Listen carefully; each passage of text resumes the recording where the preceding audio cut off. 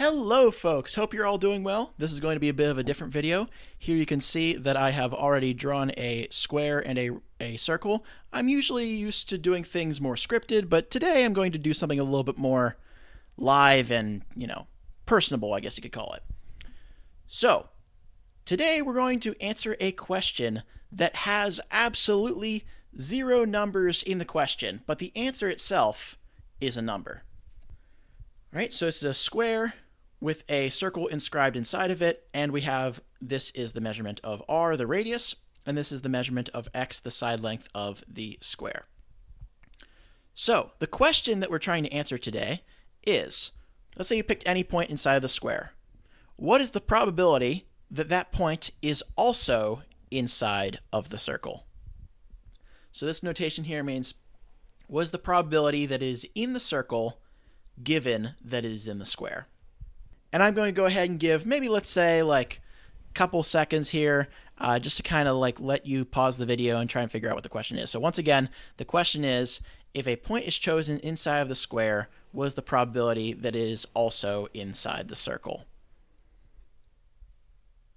All right, so either you have answered this question on your own and are very excited to see what the answer is, or you are not quite aware of what it's going to be yet, and you want to find out what it is.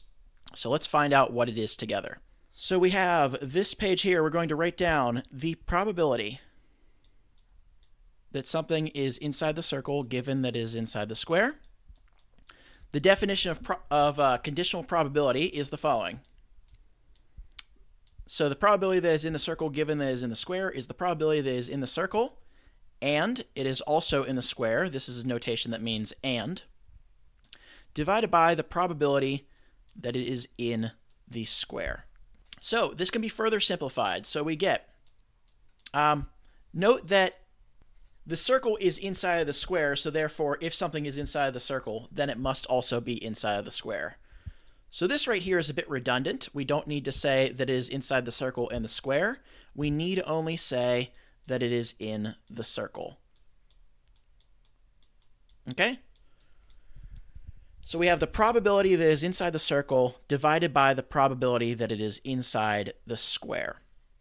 Well, since we have probabilities here, we can just use the areas of each of these, so we can represent these probabilities with areas. So the area of the circle divided by the area of the square. All right?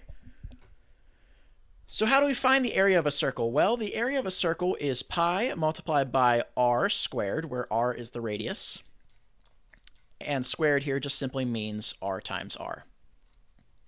All right, next up we have the area of the square, which, since this is a square, that would make this also x right here. So it's x times x, which means that would be x squared. All right, very nice. What else do we know from this picture here? Well, if we extended this radius here to make a diameter, we note that the diameter is exactly the same as the side length x. So the diameter d, which we don't need to label it, but d is equal to x, which means that x is the same as twice the radius. So if you double the radius, you get x. So that means the following. That means that x is equal to 2r. Well, since x is equal to 2r, let's go ahead and replace x with 2r. So we just rewrite this top part here. And the denominator, let me just draw a squiggly line here. And so we replace x with 2r. All right, now that we've replaced x with 2r, we can then distribute this squared symbol. So we get pi r squared divided by 2 squared is 4, and r squared is just r squared.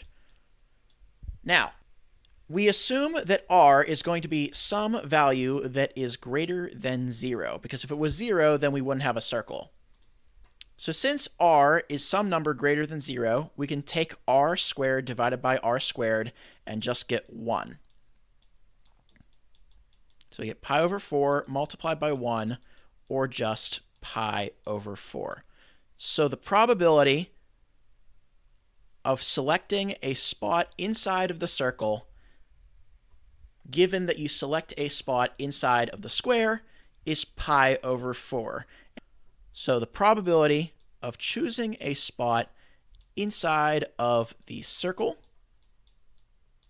given that you've chosen a spot inside the square, is 78.5%, which is a pretty good chance. Now, something that's kind of interesting about this is that it does not matter what the values of r and x are.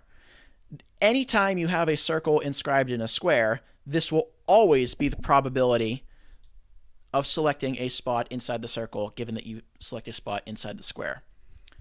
As an additional exercise that you could try out on your own, so instead, let's say you had a square inscribed in a circle, and then what would be the probability of selecting a spot inside the square, given that you select a spot inside the circle?